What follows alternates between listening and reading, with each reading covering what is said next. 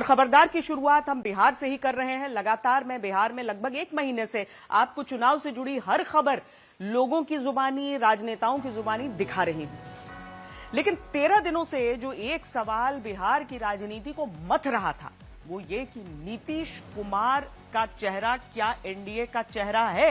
और ये सवाल आज जब तेजस्वी यादव और राहुल गांधी पहली बार अपना जो टिकट बंटवारा हुआ, एक साथ दोनों पहुंचे मंच पर और यहां पर आकर उन्होंने ये सवाल दोहराया कि नीतीश कुमार का इस्तेमाल केवल एनडीए कर रही है, उन्हें मुख्यमंत्री नहीं बनाया जाएगा। कुछ ही देर बाद गृह मंत्री अमित शाह की तरफ से यह साफ कर दिया गया एक चुनावी मंच से कि नीतीश कुमार ही एनडीए का मुख्यमंत्री का चेहरा है और मुख्यमंत्री के पद पर है नो वैकेंसी। अब प्रधानमंत्री नरेंद्र मोदी भी कल रैलियां करने वाले हैं बिहार में, तो क्या वो भी इस बात की तस्दीक करने वाले हैं, इस बात पर स्पष्टीकरण देने वाले हैं? एक इंटरव्यू में कहा गया कि जब तक समोसे में आलू है तब तक बिहार में लालू है।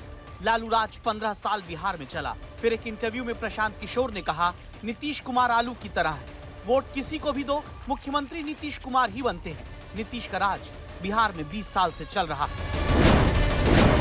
पिछले 13 दिन के भीतर बिहार की राजनीति में जब ये सवाल एनडीए से लेकर विपक्ष तक के बीच उठने लगा, क्या एनडीए जीता तो मुख्यमंत्री नीतीश कुमार नहीं कोई और होगा, तो गृह मंत्री अमित शाह ने अब साफ कर दिया बिहार में मुख्यमंत्री पद की वैकेंसी नहीं, यानी मुख्यमंत्री पद का चेहरा नीतीश कुमार ही है। नीतीश कुमार को क्या आप मुख्यमंत्री बनाएंगे अगर एनडीए जीतता है तो? अंजना जी, मालूम नहीं आप कैसा सवाल पूछ रहे हो। मैं भला कौन होता हूं किसी को मुख्यमंत्री बनाने वाला? इतनी सारी पार्टियों का गठबंधन है, चुनाव के बाद जब बैठेंगे सभी दल, विधायक दल के नेता बैठेंगे और अपना नेता तय कर लेंगे। अभी हम नीतीश कुमार जी के नेतृत्व में ही चुनाव लड़ रहे हैं। सोनिया जी राहुल को बनाना चाहते हैं और लालू जी अपने बेटे को बनाना चाहते हैं। दोनों को मैं कह देता हूं, सीएम या पीएम कोई भी सीट खाली नहीं है। यहां नीतीश कुमार जी है, वहां मोदी जी। नीतीश कुमार जिंदाबाद। ये भले 14 नवंबर को साफ होगा कि किस गठबंधन की सरकार बनेगी, लेकिन पिछले 13 दिन में ये जरूर क्लियर हो गया कि बिहार की चुनावी राजनीति में नीतीश कुमार की ताकत को कम नहीं आंका जा सकता। जहां बीजेपी के तमाम बड़े नेता ये खुलकर कहने लगे हैं कि मुख्यमंत्री पद का चेहरा नीतीश कुमार है, ये तब हुआ है जब तेजस्वी यादव और राहुल गांधी ये दांव चलने लगते हैं कि नीतीश कुमार के केवल चेहरे का इस्तेमाल बीजेपी कर रही है। ये लोग रिमोट कंट्रोल से चलाना चाहते हैं। हमारे चाचा की तो स्थिति रही नहीं, उम्र हो गई है। हम पूरी संवेदना है, सहानुभूति है उनके प्रति कि उनको केवल अब मुखौटा बना दिया गया है, केवल मुखौटा। और सरकार अभी 2-3 लोग चला रहा है, लेकिन जब तेजस्वी आप लोगों के आशीर्वाद से सीएम बनेगा तो सबको 14 करोड़ बिहार वासियों को सीएम बनाएगा, यानी चिंता मुक्त कर देगा। नीतीश जी का चेहरा का प्रयोग हो रहा है। रिमोट कंट्रोल बीजेपी के हाथ में है। इसीलिए आज बिहार की राजनीति में खबरदार करते सबसे बड़े सवाल का जवाब खोजेंगे। क्या आखिर नीतीश कुमार में ऐसा क्या है कि उनके चेहरे की चिंता दोनों गठबंधनों को है? नीतीश कुमार की वो ताकत क्या है जिसकी वजह से बीजेपी के नेताओं को अब कहना पड़ा है कि मुख्यमंत्री पद की वैकेंसी नहीं है? क्या अब गुरुवार को रैली करने बिहार पहुंच रहे प्रधानमंत्री भी साफ कर देंगे कि मुख्यमंत्री पद का चेहरा एनडीए की तरफ से नीतीश कुमार ही हैं? नीतीश बाबू के नेतृत्व में एनडीए जीत के अपने पुराने सारे रिकॉर्ड तोड़ने वाला है। क्या प्रधानमंत्री भी अब बिहार में नीतीश बाबू के नेतृत्व की बात से आगे बढ़कर नीतीश कुमार को ही मुख्यमंत्री का चेहरा कहेंगे, जैसा 13 दिन के भीतर अब सारे बड़े नेता बीजेपी में कहने लगे? कोई वैकेंसी है क्या? आज कोई वैकेंसी है क्या? तो मतलब क्या है इसका? चेहरा है ना, तो ये हाय तोबा मची क्यों है? वो भी उनके द्वारा जिनके आपस में गठबंधन चल रहा है। वो चेहरा थे, चेहरा रहेंगे। नीतीश कुमार को लेकर भले बीजेपी किसी तरह की संशय की बात ना बोले, लेकिन खुलकर अब जाकर ही बीजेपी ने कहना शुरू किया है। तो क्या इसकी वजह ये कि बिना नीतीश बिहार में आज भी चुनावी सत्ता पाना कठिन है? क्योंकि जब जब नीतीश कुमार को कमजोर समझा जाता है, नीतीश की राजनीति चौंका देती है। उदाहरण 2014 के लोकसभा चुनाव में 2 सीट जीतने वाली जेडीयू ने 2015 के विधानसभा चुनाव में आरजेडी के साथ मिलकर 71 सीट जीती और आरजेडी को भी सत्ता में वापस अपने साथ ला दिया। दूसरा उदाहरण 2024 लोकसभा चुनाव में दिखा, जब नीतीश कुमार को कमजोर आंकने की गलती की जा रही थी, तब बीजेपी 17 सीट पर लड़कर 12 जीती और वहीं बीजेपी के साथ 16 सीट पर लड़कर 12 सांसद जेडीयू के बने। स्ट्राइक रेट जेडीयू का ज्यादा रहा। क्या यही वजह है कि नीतीश कुमार के वोटर के मन में शंका डालकर फायदा जब तेजस्वी यादव ने उठाना चाहा, तो बीजेपी ने खुलकर कहना शुरू कर दिया कि नीतीश कुमार ही सीएम फेस हैं, नहीं अब कोई शंका या सवाल शेष है। बीजेपी के लोगों ने, भ्रष्ट अधिकारियों ने नीतीश जी को पुतला बना करके रखा है। आज हम सब लोग उनकी स्थिति को देख रहे हैं, किस रूप में भाजपा के लोगों ने केवल उनके चेहरे का जो है इस्तेमाल की जा रही है। श्री नीतीश कुमार जी मुख्यमंत्री थे, हैं और 14 तारीख को रिजल्ट होने के बाद एनडीए के मुख्यमंत्री श्री नीतीश कुमार जी बनेंगे। तो नीतीश कुमार की जो राजनीतिक अहमियत है वो हमने पहले भी आपको खबरदार में दिखाई है कि क्यों हर दल जानता है कि नीतीश कुमार होने के मायने क्या हैं। अब 43% जो कुर्मी, कोयरी, ईबीसी का वोट है वो पूरा नीतीश कुमार के साथ जाता है। अब इसमें महिला वोटों को भी जोड़ दीजिए जो नीतीश कुमार के साथ मजबूती से खड़ी हुई नजर आती हैं। 2015 और 2020 के चुनावों में ये साफ भी नजर आया। नीतीश कुमार जब एनडीए के साथ जाते हैं तो ये सारे वोट एक साथ एनडीए में शिफ्ट हो जाते हैं। जब नीतीश कुमार गठबंधन के साथ जाते हैं तो ये सारे वोट जो हैं वो दूसरी तरफ चले जाते हैं। और यही कारण है कि न केवल भारतीय जनता पार्टी बल्कि गठबंधन के जितने भी दल हैं, चाहे वो चिराग पासवान हो, चाहे वो उपेंद्र कुशवाहा हो, वो सब जानते हैं कि नीतीश कुमार की अहमियत क्या है। इसीलिए उनकी तरफ से भी यह बार बार बात कही जाती है कि नीतीश कुमार ही है मुख्यमंत्री का चेहरा। 14 नवंबर को जिस दिन नतीजे आएंगे, सरकार अगर एनडीए की बन जाती है जैसा आप दावा करते हैं, तो क्या आपके 29 में से जितने भी विधायक जीतते हैं वो नीतीश कुमार को नेता बनाने के लिए वोट करेंगे? 100% करेंगे, क्यों नहीं करेंगे। लोक जनशक्ति पार्टी के विधायक जरूर एक बार फिर से मुख्यमंत्री नीतीश कुमार जी को ही मुख्यमंत्री बनाने के लिए अपना समर्थन देंगे। यहाँ नीतीश कुमार चला रहे हैं, नीतीश कुमार से सक्षम मुख्यमंत्री अभी वर्तमान में नहीं कोई है। 20 साल से जितना बढ़िया सुशासन चला रहे हैं, बिजली है, सड़क है, लॉ एंड ऑर्डर है, शिक्षा है, स्वास्थ्य है, किसान का है, पेंशन है, सब कुछ ये कम कर रहे हैं। कुमार जी बिहार के मुख्यमंत्री थे, नीतीश कुमार जी बिहार के मुख्यमंत्री हैं और नीतीश कुमार जी बिहार के मुख्यमंत्री रहेंगे। जिस तरह से प्रत्येक दिन पूरब में सूरज का उगना निश्चित है, वैसे ही नीतीश कुमार का फिर से बिहार का मुख्यमंत्री बनना निश्चित है। बीजेपी तो बीजेपी एनडीए का एक एक घटक दल अब नीतीश कुमार के मुख्यमंत्री पद का चेहरा होने को लेकर किसी किंतु परंतु में नहीं रहना चाहता। इसकी वजह है गठबंधन दलों के सामने की चुनौती। उपेंद्र कुशवाहा को लड़ने के लिए 6 सीट मिली है, सभी 6 सीट पर सीधे आरजेडी से टक्कर है। मांझी की पार्टी को लड़ने के लिए 6 सीट मिली है, 5 सीट पर आरजेडी से मुकाबला है। एलजेपी को 28 सीट लड़ने को मिली है। चिराग की पार्टी के 19 उम्मीदवारों की सीधी टक्कर आरजेडी से ही है, यानी टफ सीट गठबंधन के साथियों के पास है। और तब यहाँ कुशवाहा, मांझी और चिराग जानते हैं कि जेडीयू का नीतीश के नाम पर मिलने वाला वोट कितना जरूरी है, जो किसी भी शंका के चक्कर में सरकने ना पाए। क्योंकि नीतीश के वोटर की यह ताकत रही है कि वो 2015 में अगर आरजेडी के साथ जेडीयू के लड़ने पर जा चुका है तो 2020 में बीजेपी के साथ मिलकर लड़ने में वापस एनडीए की तरफ आ जाता है। नीतीश कुमार जी है ना, डन। और कितना क्लियर करना बताइए।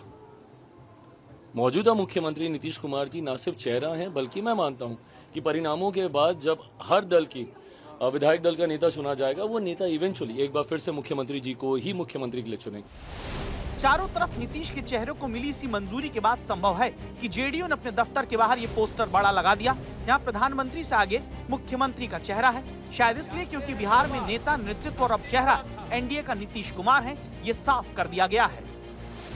हम सबकी है एनडीए सरकार, यानी कि यहाँ नीतीश सरकार की बात नहीं हो रही है, एनडीए सरकार की बात हो रही है। तभी विकास की पटरी पर दौड़ रहा है बिहार। और इस तस्वीर में भी आप देख सकते हैं नीतीश कुमार को जो है वो आगे रखा गया है, प्रधानमंत्री जो है उनके पीछे जो है यहाँ दिख रहे हैं। यानी कि कहीं ना कहीं पोस्टर के जरिए यहाँ पर एकजुटता तो दिखाने की कोशिश हो रही है जेडीयू में कि हम और प्रधानमंत्री और नीतीश कुमार एक साथ हैं। लेकिन यहाँ एक ये भी मैसेज है कि नीतीश कुमार के ही तस्वीर को यहाँ पर आगे रखा गया है, प्रधानमंत्री उनके साथ जो है वो थोड़ा पीछे यहाँ पर खड़े फिलहाल नज़र आ रहे हैं। तो ये सब मैसेजिंग हो रहा है बिहार की राजनीति में इस वक्त चुनाव जो चल रहा है। और छोटा पोस्टर नहीं, अब एकजुटता दिखाने के लिए जेडीयू कार्यालय पर ये बड़ा पोस्टर जो है वो चस्पा किया गया है, ताकि एक स्पष्ट संदेश जो जाए कि नीतीश कुमार ही एनडीए का चेहरा थे, हैं और रहेंगे, जैसा कि बीजेपी और अन्य घटक दलों के नेता कल पिछले 24 घंटों से ये ऐलान कर रहे हैं। महापर्व छठ संपन्न होने के साथ ही बिहार में चुनावी सरगर्मियां तेज हो गई हैं। योगी आदित्यनाथ ने आज बिहार में कई रैलियां की। पहली रैली उनकी सीवान में थी और रैली स्थल के बाहर बुलडोजर लगे हुए थे। अब सीवान वो क्षेत्र है जहां पर कभी बाहुबली शहाबुद्दीन की तूती बोला करती थी। आज उसका बेटा उसामा चुनाव मैदान में है। योगी आदित्यनाथ ने इस रैली और बुलडोजर जो बाहर लगे हुए थे उन सब के साथ जब वहां पर भाषण दिया तो जमकर कानून व्यवस्था पर बात की। आप लोग एक मौका तेजस्वी को दीजिएगा, हाथ उठा करके बताइए, एक मौका तेजस्वी मांग रहा है। तेजस्वी से कोई शिकायत है क्या? आपको सुनाई नहीं दे रहा? तेजस्वी से कोई शिकायत है? एक मौका मिलेगा। बिहार के लोगों से एक मौका अपने लिए मांग रहे तेजस्वी यादव जनता से किस शिकायत के बारे में बात कर रहे हैं? तेजस्वी ने किसी का नुकसान किया है? तेजस्वी ने किया है क्या नुकसान? तो एक मौका आप लोग दीजिएगा ना। आखिर तेजस्वी यादव जनता से किस नुकसान की बात कर रहे हैं? इस बार के विधानसभा चुनाव में बहुत कुछ अप्रत्याशित हो रहा है। तेजस्वी यादव अपनी हर रैली में खुद को जनता के सामने एकदम पाक साफ दिखा रहे हैं, याद दिला रहे हैं कि उन्होंने किसी का नुकसान नहीं किया। लेकिन तेजस्वी ऐसा क्यों कर रहे हैं? इस सवाल का जवाब लालू राज का कथित जंगल राज है, जो तेजस्वी यादव की उम्मीदों के सामने विपक्ष की तरफ से दीवार बनाकर खड़ा कर दिया गया। इस कड़वी याद को मिटाने के लिए ही आरजेडी के पोस्टर में तेजस्वी यादव छाए। लालू यादव की तस्वीर महागठबंधन के बाकी नेताओं के साथ लगाई जा रही है, ताकि तेजस्वी यादव को लालू यादव के कथित जंगल राज से अलग रखा जा सके। बीजेपी तेजस्वी के इस धर्म संकट को जानती है, इसलिए उसकी तरफ से लगातार जंगल राज की याद दिलाई जा रही है। इसी सीवान में एसिड उड़ेलने का काम हुआ था। ये वही बिहार है। ये अपराधी फिर से जीवित न होने पाए। ये कांग्रेस को, आरजेडी और समाजवादी पार्टी जैसे दलों को शोभा दे सकता है कि वे किसी पेशेवर अपराधी और माफिया को गले लगा करके किसी बाबर और किसी औरंगजेब की मजार में जाकर के सजदा पड़े। लेकिन यहां किसी सच्चे भारतीय को शोभा नहीं देता। आरजेडी को जंगल राज पर घेरने के लिए बीजेपी की तरफ से योगी आदित्यनाथ को उतारा गया है, जिनकी छवि एक सख्त प्रशासक वाले मुख्यमंत्री की, जिसके जरिए बीजेपी बिहार की जनता को भरोसा दिला रही है कि जिस तरह उत्तर प्रदेश में माफिया को खत्म किया गया, बिहार भी उनकी अगली सरकार में इस बीमारी से मुक्त होगा। हमने यूपी के अंदर एक बात कही कि भाई देखो, अपराध और अपराधियों के प्रति जीरो टॉलरेंस, और जीरो टॉलरेंस के तहत आज आप देख रहे होंगे आरजेडी और उनके लोग आज भी अयोध्या में श्री राम जन्मभूमि पर भगवान राम के मंदिर का विरोध कर रहे हैं। सीतामढ़ी और उसके आसपास के क्षेत्र में मां जानकी के भव्य मंदिर के निर्माण और कॉरिडोर के विकास के लिए किए जाने वाले कार्य का विरोध कर रहे हैं। योगी आदित्यनाथ ने ये बातें उस सीवान में कही जिसकी पहचान लालू प्रसाद यादव के करीबी शहाबुद्दीन के आतंक से जुड़ी रही। इस बार सिवान के रघुनाथपुर से शहाबुद्दीन का बेटा आरजेडी से चुनावी मैदान में, जिसका नाम लिए बगैर योगी आदित्यनाथ लालू प्रसाद यादव के राज के कथित जंगल राज लोगों को याद दिलाई। आश्चर्य हुआ जब मैं रघुनाथपुर में आया और रघुनाथपुर में आकर के मैंने देखा कि आरजेडी ने यहां से जो प्रत्याशी दिया है वो अपनी खानदानी आपराधिक पृष्ठभूमि के लिए इस पूरे क्षेत्र नहीं देश और दुनिया में कुख्यात रहा है। नाम भी देखो ना, जैसा नाम वैसा काम, जैसा नाम वैसा काम। जिस सिवान में मुख्यमंत्री योगी ये बातें कहते हैं, वहां आज भी शहाबुद्दीन के आतंक की यादें जिंदा हैं। शहाबुद्दीन भले अब जीवित ना हो, शहाबुद्दीन के खौफ की कहानी सिवान में रहने वालों को मुंह जुबान याद है। पहले मुझे दिक्कत हो रही है आतंक का प्राय शब्द का अर्थ समझने में। लड़ना मारना काटना, ये ना, हर क्राइम का कोई मोटिव होता है। मैं न ठेकेदार हूं, मैं न गुंडा हूं, मैं न लुटेरा हूं, न मैं कलेक्शन करता हूं, न मैं किसी से चंदा लेता हूं। शहाबुद्दीन का सीवान में खौफ कुछ ऐसा था कि नीतीश सरकार में भी काफी बादशाहों की तरह निकलते थे। खुद पुलिस वाले फोन करके दावा है कि टोल फ्री करवा देते थे। आगाही नहीं है, वो बीट होता है ना, वो बीट ही नहीं हुआ है, अभी फ्री है सब। सिवान के इसी अतीत में बीजेपी जीत की संभावना तलाश रही है। रघुनाथपुर में योगी आदित्यनाथ के स्वागत में बुलडोजर रैली स्थल के पास लाकर खड़े कर दिए गए, इस दावे के साथ कि जैसे बिहार में भी उत्तर प्रदेश का योगी मॉडल लागू किया जाएगा। नहीं, अभी तो नीतीश राज अच्छा है। क्या है? लालू राज में तो कुछ भी नहीं मिलता था, लाइट तक नहीं जलता था, डिबरी जला के लोग रहता था घरे घरे। हाँ। अब इनका में तो रातों दिन लाइट रहता है। कानून व्यवस्था ठीक है, बहुत सुंदर है और समान स्थिति है। समान है, समान है। क्या बदला है? हाँ? बदला है। चक्कूबाजी, गोली बंदूक, वो पहले से बहुत कम हुआ है। जंगल राज से जो समय था वो अब समय नहीं है, मतलब कम हुआ है। तेजस्वी यादव की ताकत लालू प्रसाद यादव से मिली हुई राजनीतिक विरासत, लेकिन कमजोरी भी राजनीति में वही विरासत है। इसलिए तेजस्वी को इस बार के चुनाव में साबित करना है कि उनकी सरकार लालू प्रसाद यादव की सरकार से अलग होगी। सरकार बनेगी, चाहे अपना हो या पराया। जो अपराधी अगर गलत काम करेगा उसको सलाखों के पीछे तेजस्वी भिजवाने का काम करेगा।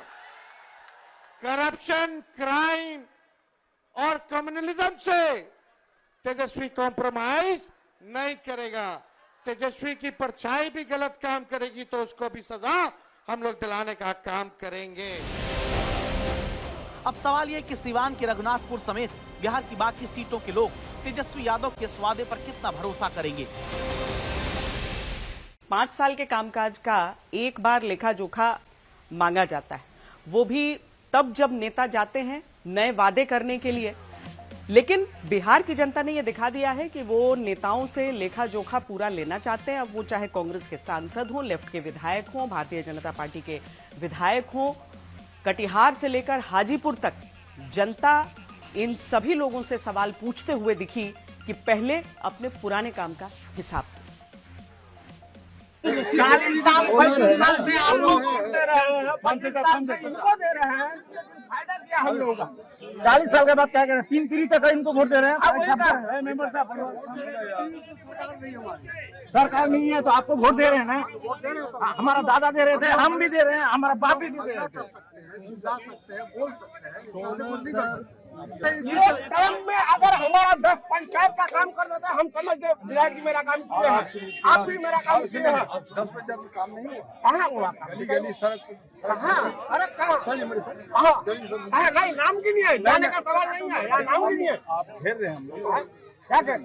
घेरेंगे, आज मेरा मौका है, आज ही तो हम कह सकते हैं। एमपी साहब, हम लोग को आप जो इतने 77 से आए हैं, ये तो हॉस्पिटल नहीं दे सके हैं, क्या दे सकते हैं?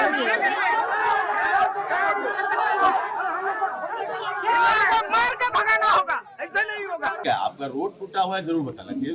आपसे जानकारी तभी ले पाएंगे ना जब आपको हम आज पहली बार इस 10 साल में मतलब पहली बार मतलब ये पहुंचे अपने माध्यम से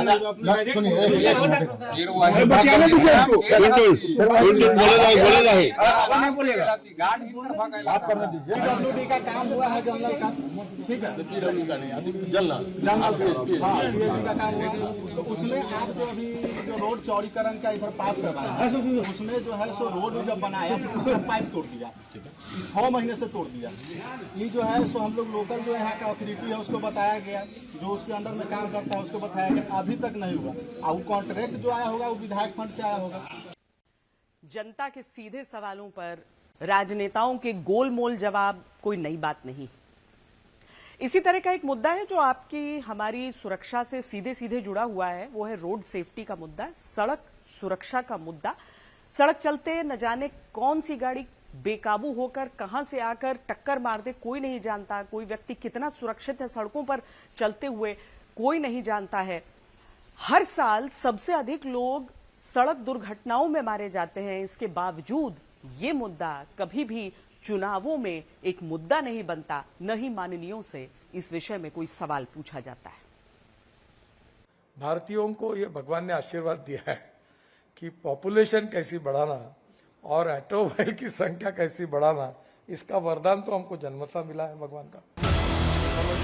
हंसी मजाक में जनता के मन की बात कहने की कला केंद्रीय मंत्री नितिन गडकरी को आती है, लेकिन जनता की जेब खाली करने को लेकर टोल पर देश के सड़क परिवहन मंत्री के बाद सबको ध्यान से सुननी चाहिए। घर में 5 आदमी और 10 गाड़ियां हैं, तो ये बढ़ने वाला ही है। तो आने वाले समय में टोल की कोई कमी नहीं है। अभी हम लोग 55,000 करोड़ साल का इनकम है, अगले 2 साल में हमारा इनकम 1,40,000 करोड़। तो हाईवे पर टोल से सरकार को 55,000 करोड़ रुपए सालाना की आय हो रही, जिसे वो अगले 2 साल में बढ़ाकर 1,40,000 करोड़ रुपए करने जा रही। यानी जनता अब और ज्यादा टोल देने जा रही है। ऐसा टोल टैक्स की वसूली में लीकेज रुकने और पाई का हिसाब रखने से होगा, लीक प्रूफ व्यवस्था बनेगी। लेकिन यहाँ खबरदार करता सवाल ये कि जिस जनता से टोल लेकर सरकार अपना खजाना भरती है, उसकी सुरक्षा को लेकर भी क्या कोई टारगेट है? क्योंकि हिंदुस्तान में सड़क पर चलना मौत के कुएं में चलने जैसा दिखने लगा है। मौत कहां और कब आ जाएगी कुछ कहा नहीं जा सकता। पंजाब के फिरोजपुर के इस हादसे को देखिए, जिसमें एक तेज रफ्तार स्कॉर्पियो संतुलन बिगड़ने पर पेड़ से टकरा जाती है। ये टक्कर इतनी जबरदस्त होती है कि गाड़ी चला रहा नौजवान शीशा तोड़कर बाहर आकर गिरता है। गनीमत ये रहती कि इस हादसे में 2 लोग घायल हुए, किसी की मृत्यु नहीं हुई। ध्यान से देखिए किस तरह से गाड़ी के अंदर बैठा ये नौजवान टक्कर के बाद कांच तोड़कर बाहर आकर गिरता है। सोचिए अगर बेकाबू गाड़ी पहले से खड़ी इस कार को टक्कर मारती तो ये इस तरह से अपने पैरों पर चलकर बाहर नहीं आ पाती। अब आपके सामने महाराष्ट्र के पुणे में हुए सड़क हादसे का वीडियो है, जिसमें पुणे के नवले पुल के नीचे से जा रहे ट्रक से दूसरा ट्रक अचानक अनियंत्रित होकर टकरा जाता है। यह हादसा मंगलवार सुबह 5 बजे का है, जिसमें बेकाबू ट्रक डिवाइडर को पार करते हुए सीधे एक रेडीमिक्स डंपर और 2 गाड़ियों से जा टकरा। इस सड़क हादसे के सीसीटीवी वीडियो में ट्रक डिवाइडर पार करके दूसरी लेन में घुसता दिख रहा है। इससे सवाल उठ रहा है कि क्या हादसे के वक्त ड्राइवर को झपकी लग गई या ट्रक का ब्रेक फेल हो गया। देश भर में सड़क हादसे लोगों को बेमौत मार देते हैं। आगरा में पिछले हफ्ते 25 अक्टूबर को एक तेज रफ्तार कार ने सड़क किनारे खड़े 7 लोगों को रौंद दिया। इस हादसे में 5 लोगों की मौके पर ही जान चली गई। ऐसा ही एक जानलेवा हादसा सोमवार को उत्तराखंड के हल्द्वानी में होता है, जहां देवल चौड़ चौराहे के पास एक थार सवार ने एक राहगीर को टक्कर मारी। ये पूरी घटना पास में लगे सीसीटीवी वीडियो में कैद हुई, जिसमें बेकाबू थार सवार ने सड़क पर चल रहे एक व्यक्ति को कुचलकर मार दिया। देश में सड़क पर चलना क्यों खतरे से खाली नहीं। देश में हर साल हजारों लोग हादसों में जान गंवा रहे हैं और सबसे बड़ी बात यह है कि ऐसे ही हादसों का सामना देश के सड़क परिवहन मंत्री भी कर चुके हैं। कि मैं एक एक्सीडेंट का भुक्तभोगी हूँ। मैं लीडर ऑफ अपोजिशन था महाराष्ट्र में विधानमंडल में, और पुलिस प्रोटेक्शन में पुलिस की सायरन वाली कार के साथ मेरे ड्राइवर को कैटरैक्ट था। मेरी पत्नी, मेरा बेटा और बेटी पूरे ट्रक के नीचे चले गए। वो टायर के कारण जो पीछे लटकता है उसके कारण जान बची है, और मैंने 2 साल में हॉस्पिटल में था। तो मैं इसके प्रति तो बहुत ही ज़्यादा संवेदनशील हूँ। लेकिन इसके बावजूद सड़क हादसे कम होने के बजाय बढ़ रहे हैं। देश में रोज 474 लोग सड़क हादसे में अपनी जान गंवा देते हैं। भारत सरकार के सड़क हादसे 2023 की रिपोर्ट में ये आंकड़े सामने आए। साल 2023 में 1,72,000 लोगों की सड़क हादसे में जान गई, जो साल 2022 के 1,68,000 मौतों से 2.6% ज्यादा है। मंत्रालय के आंकड़े बताते हैं कि सड़क हादसों की सबसे बड़ी वजह तेज रफ्तार से गाड़ी चलाना है। साल 2023 में हुए कुल हादसों में 68% से ज्यादा हादसे ओवर स्पीडिंग की वजह से हुए। चिंता की बात यह कि सरकार की तरफ से तवज्जो दिए जाने के दावों के बावजूद हालात नहीं सुधरे। जब वर्ल्ड कॉन्फ्रेंस में जाता हूं तो मुंह छुपाता हूं, क्योंकि सबसे गंदा रिकॉर्ड अगर वर्ल्ड में किसी का है तो हमारे देश का है। और मैं आपको बहुत ट्रांसपेरेंट हूँ, इसलिए सीधी बात बता देता हूँ कि मैंने ये कहा था कि 2024 समाप्त होने के पहले 50% डेथ और एक्सीडेंट हम कम करेंगे। कम तो हुए नहीं, उल्टा एक्सीडेंट और बढ़ गए। और ये एक ही सब्जेक्ट है कि जिसमें हमारे डिपार्टमेंट को सफलता नहीं मिली। मंत्रालय के ये आंकड़े बताते हैं कि साल 2023 में सड़क दुर्घटना में होने वाली 1,72,890 मौतों में 40% से ज्यादा मौत हेलमेट और सीट बेल्ट का इस्तेमाल न करने और नशे में वाहन चलाने के कारण हुई। रिपोर्ट में बताया गया कि 2023 में मारे गए 54,568 दोपहिया वाहन चालकों ने हेलमेट नहीं पहना था। सड़कों पर गाड़ियों से स्टंटबाजी आम बात है। कभी कोई अपना ट्रैक्टर लेकर सड़क पर निकल पड़ता है, तो कोई दिवाली पर अपनी गाड़ी से ही सड़क पर पटाखे फोड़ता हुआ कानून की धज्जियां उड़ाने से नहीं चूकता। आमतौर पर जो ट्रांसपोर्ट विभाग के हाथ ऐसे लोग नहीं आते, और जो आते हैं वो जुर्माना देकर छूट जाते हैं, जबकि ऐसे लोगों पर सख्ती से कार्रवाई करनी चाहिए। खबरदार करता सवाल ये कि जो सरकार टोल कलेक्शन को बढ़ाने का टारगेट तय कर सकती है, वो लोगों की जान बचाने के टारगेट से क्यों चूक जा रही है।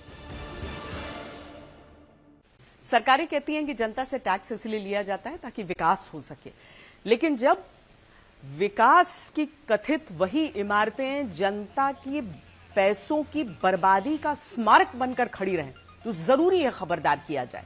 ये खबर मध्य प्रदेश से है।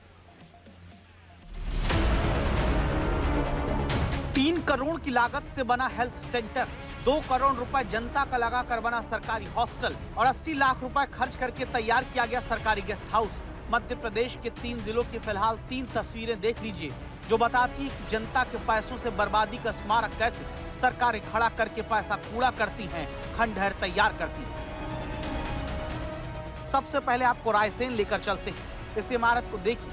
भोपाल से सटे रायसेन जिले के सुल्तानगंज में ये वो सरकारी गेस्ट हाउस है जो 6 साल पहले बनकर तैयार हुआ। दावा की जनता का 80 लाख रुपए इसमें खर्च हुआ। 6 साल बाद भी इसका उद्घाटन नहीं हो पाया। उद्घाटन ही नहीं हुआ तो फिर इमारत जस की तस छोड़ दी गई।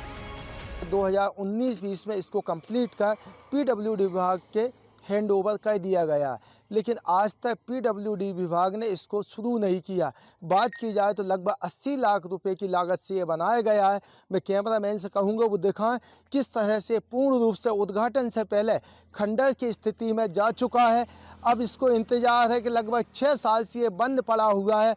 क्या कारण है कि ये आज तक शुरू नहीं हो सका। तब आप विदिशा में होती जनता के पैसे की बर्बादी पर सरकार को खबरदार करिए, जहां सरकारी महाविद्यालय के हॉस्टल की इमारत 2015 से बनकर खड़ी 10 साल से उद्घाटन का इंतजार करते करते खंडहर हो चुकी है। बनाने में 2 करोड़ रुपए आम आदमी का लगा, लेकिन इसका कभी कोई इस्तेमाल ही नहीं किया गया। सरकारी सोच कितनी लचर होती है, इसे ऐसे समझिए कि पहले इसी हॉस्टल को बनाने में जनता का पैसा लगाया गया, फिर इस हॉस्टल का इस्तेमाल नहीं हुआ क्योंकि ये तहसील से काफी दूर है। तो फिर सवाल है क्या बनाने से पहले सोचा नहीं गया? जहाँ हॉस्टल बनाकर पैसा डुबाया गया, फिर छात्रों को दूसरी जगह रुकवाने में भी 3.25 करोड़ रुपए अलग से खर्च कर दिए गए। शिक्षा विभाग की गलती है। खुद का भवन होते हुए भी ये किराया देना गलत बात है। जांच कर अधिकारियों पर कार्रवाई होनी चाहिए। अब सीहोर चलिए। सीहोर में सामुदायिक स्वास्थ्य केंद्र की इमारत 3 करोड़ की लागत से 2 साल से बन रही है। उद्घाटन से पहले ही निर्माण में करप्शन के आरोप लगने लगे हैं। दावा है कि मध्य प्रदेश में सैकड़ों ऐसे सरकारी भवन हैं जो 5 से 10 साल से बनकर खड़े हैं, लेकिन कभी इस्तेमाल नहीं हुए, क्योंकि इनमें या तो भ्रष्टाचार का आरोप लगा या भ्रष्टाचार की वजह से निर्माण में ऐसी कमी रही जिसकी वजह से हैंडओवर ही पूरा नहीं हुआ। टेक ओवर नहीं किया विभाग ने, तो मुझे लगता है कुछ कारण होंगे, और नए बनने के बाद में उनका उपयोग नहीं हो रहा, तो उसके पीछे क्योंकि हमारा जिला प्रशासन और स्थानीय प्रशासन के सीधे नियंत्रण में वो चीज़ें रहती हैं, और किसी जांच के कारण, कंस्ट्रक्शन की क्वालिटी कमज़ोर होने के कारण या किसी पेचीदगी के कारण वो टेक ओवर नहीं हुआ तो ये जांच का विषय है। लेकिन मेरा ये मानना है कि इनका उपयोग होना चाहिए। ये इतनी बड़ी लापरवाही है कि आप एक संस्था का उद्घाटन नहीं कर सकते, आप उस बुनियादी सुविधाओं का उपयोग नहीं कर सकते जो आपने स्वयं बनाई हैं, और अगर नहीं कर सकते तो आपने बनाई क्यों? और जिन लोगों ने बनाई हैं उनकी तनख्वाह से वो पैसे वसूल होना चाहिए। कागजों पर विकास के नाम पर बनी एक खाली इमारतें अब इस बात की गवाही देती हैं कि समस्या सिर्फ निर्माण की नहीं, नियत और निगरानी की भी है। देखना है कि क्या सरकार इन ढांचों में फिर से जान डाल पाएगी या ये यूं ही वक्त के साथ खंडहर बनते चले जाएंगे और जनता का पैसा कूड़ा किया जाएगा। सीहोर से नावेद जाफरी, विदिशा से विवेक और रायसेन से राजेश रजक के साथ रवीश पाल सिंह, भोपाल आज तक। भी राज्य में जब चुनाव होते हैं तो रोजगार बड़ा मुद्दा बनता है। जैसे बिहार में चुनाव चल रहे हैं तो रोजगार से जुड़ा वादा हर दल की तरफ से किया जा रहा है।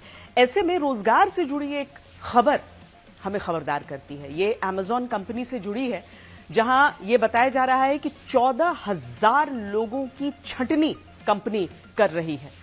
और इस छंटनी के करने का कारण है कि वो आर्टिफिशियल इंटेलिजेंस पर फोकस कर रहे हैं कि अगले बार इस चुनाव के बाद अगले बार 5 वर्षों में अब लोगों को 1 करोड़ युवाओं को नौकरी और रोजगार दोनों मिलेगा। कि जिस परिवार में सरकारी नौकरी नहीं है उस परिवार में एक सरकारी नौकरी हम लोग देने का काम करेंगे।